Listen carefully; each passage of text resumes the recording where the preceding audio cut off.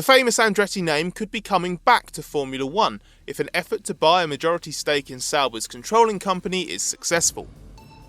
The American racing powerhouse is run by 1991 IndyCar champion and ex-F1 driver Michael Andretti, who is also the son of 1978 F1 champion Mario. Andretti Autosport is a leading team in IndyCar and also has various programs in Indy Lights, two IMSA categories, Formula E, Extreme E and the Australian Supercars series. Now it has its sights set on Formula One, and the Sauber-run Alfa Romeo team is the target. Andretti has been eyeing an opportunity to get into Formula One for some time, and its initial interest in Sauber now looks increasingly likely to result in a firm investment. Andretti is believed to be pursuing an 80% stake in Sauber's ownership company Islero Investments, which would give it control of Sauber's racing and engineering divisions. The newly created Andretti Acquisition Corporation has previously been considered a key element in funding the deal. One suggestion is that Andretti's IndyCar sponsor Gainbridge, which backs Colton Herta's car, is involved. Sauber's owners saved the team in 2016 when it was in financial peril and has not actively looked to sell it since, but have indicated they would be interested if the right offer was forthcoming. Investing in an existing team is the most prudent way to enter F1, as there is a potential $200 million fee for a new entrant. Although that could be waived, this kind of deal is more straightforward for Andretti and avoids the massive startup costs associated with launching a team from scratch. Sauber is attractive in its own right because it's an independent organisation with a high-quality wind tunnel and a brand new driver-in-loop simulator. It's unclear what impact an Andretti investment would have on Sauber's Alfa Romeo title partnership. The commercial deal was renewed earlier in 2021 on a multi-year agreement, but with annual assessments, so there is already a mechanism for it to be ended. Alfa Romeo's backing has been described by both Sauber and its 2022 sign-in Valtteri Bottas as an important part of the team's appeal, although the main priority is that the team can deliver on its planned funding boost so it can fight further up the grid. Unsurprisingly, the parties involved are keeping relatively quiet, but neither have moved to dismiss the speculation. Speaking at the Turkish Grand Prix, Alfa F1 team boss and Sauber CEO Frederick Vasseur said he couldn't comment because it wasn't his concern. He said, "I'm the CEO and team principal, and these kinds of discussions are not with me, it would be with the shareholders. We have so many rumours and so on that you have to ask the question to the shareholders of the company." Andretti Autosport's position amid all the speculation has been more open, but it has still stressed no deal to enter F1 appears imminent. Entering Formula One has been of interest to Michael and the team for some time, and we've explored many options over the years, but at this time we have nothing new to report. Our passion is racing in all forms, and we never say never. Should a proper opportunity come along to take the Andretti name back to F1, we'd jump at it. But as of now, that opportunity has not fallen in our laps, and our focus remains on our 7 disciplines of competition. There is also the potential for any fresh investment to impact the team's driver plans. Bottas' teammate for 2022 is yet to be confirmed, with current driver Antonio Giovinazzi, the well-financed Guan Yu Zhou, and Formula 2 Championship leader Oscar Piastri all options. Because of the Andretti link though, some reports have started to link Herta to the 2022 drive. Herta is on a multi-year deal with Andretti and IndyCar, so a switch to F1 would seem plausible, especially if Gainbridge is involved. But 2022 may come too soon, especially as he does not appear to be eligible for his super license. F1 will likely be a willing supporter of this deal given the championship's focus on increasing the attention it has in the United States.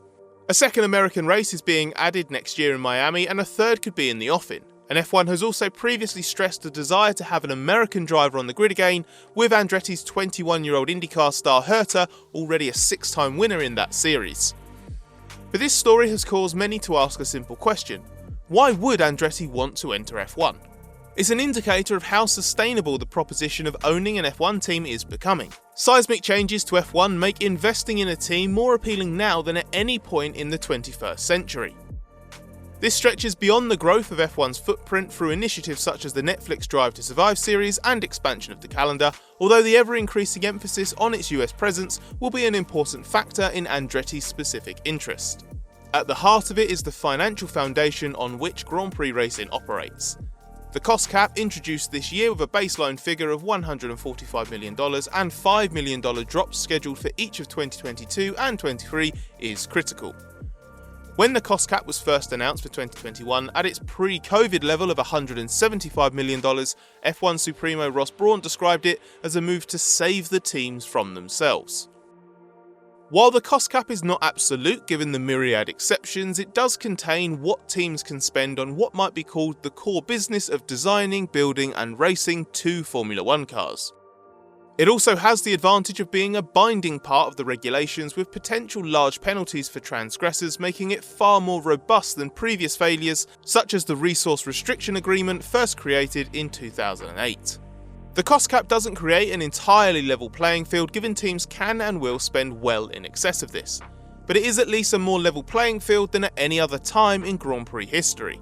It also gives a more clear answer to the question of how much needs to be spent to be successful. This prevents teams being seen as a financial black hole, as well as ensuring that the teams can be genuinely profitable.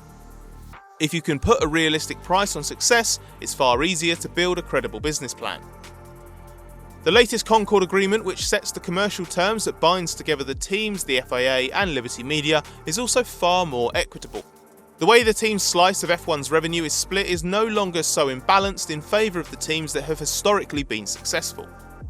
This should make teams more commercially viable as profit-making enterprises and give more teams the potential to be contenders for wins and championships in the long term, especially as new technical rules in 2022 have offered a partial reset of the competitive order. Prior to the cost cap and the more equitable split of revenues, only the biggest teams had the realistic chance of sustained success. So the motivation for Andretti attempting to buy into an F1 team is built on sound business principles. It has the means, motive and opportunity to expand its motorsport portfolio into comfortably the biggest championship in the world, crucially with the realistic ambition of it being sustainable and successful with the spending levels under control. How valuable F1 teams can become in this utopian era Liberty Media is trying to create is unclear.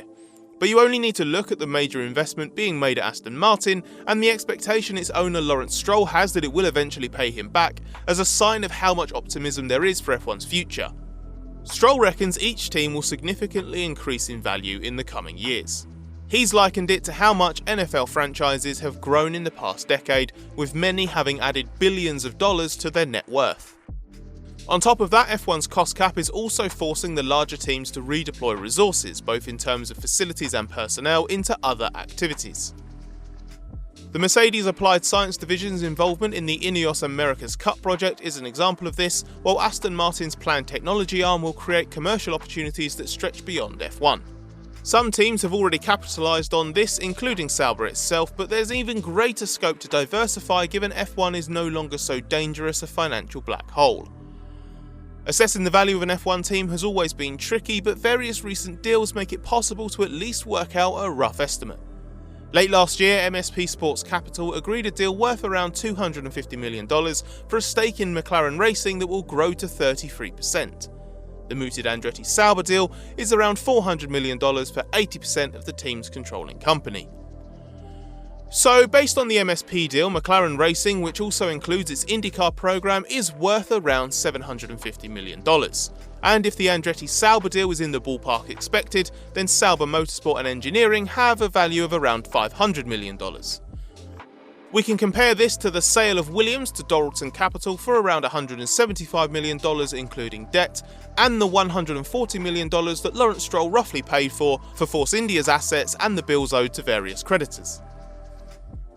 The significantly lower amounts represent the weaker bargaining position of Williams as the worst team in F1 from 2018 to 2020, and the fact Force India had fallen into administration. Both teams were also in need of major investment. Dorilton has already added more than £100 million to the Williams accounts, and the Stroll-led funding of what is now Aston Martin is massive. They are also only F1 teams, with no other attached program or business, as Williams had already sold its advanced engineering division because of its pre-existing financial struggles. So we might consider a conservative estimate of the base value of a functioning, debt-free F1 team to be around $250 to $300 million. It's then very easy for that value to increase based on the team's infrastructure, current performance level, potential, and wider activity, such as other racing programs or engineering initiatives. With the work Liberty is putting in to make F1 more lucrative as a whole, the new commercial arrangements signed last year with the revised Concord Agreement, and the exclusivity of an F1 entry being underlined by a waivable $200 million anti-dilution fund, it's realistic to think that value will only increase. F1 would not even need to replicate an NFL-like growth for multiple teams to be approaching a value of $1 billion. And while that might be overreaching, the arguments behind it are real. It explains the spate of investments we're seeing throughout the grid and Andretti's serious interest, because these buy-ins could represent fantastic value for money longer term. So would you like to see the Andretti name back on the grid? And are you convinced by F1's shifting landscape that's attracting so many new parties to the negotiating table? Have your say in the comments, leave us with a thumbs up if you enjoyed this video, and if you want to come back for more in the future but you're not already subscribed to the channel, then you can change that right now with just a click of a button.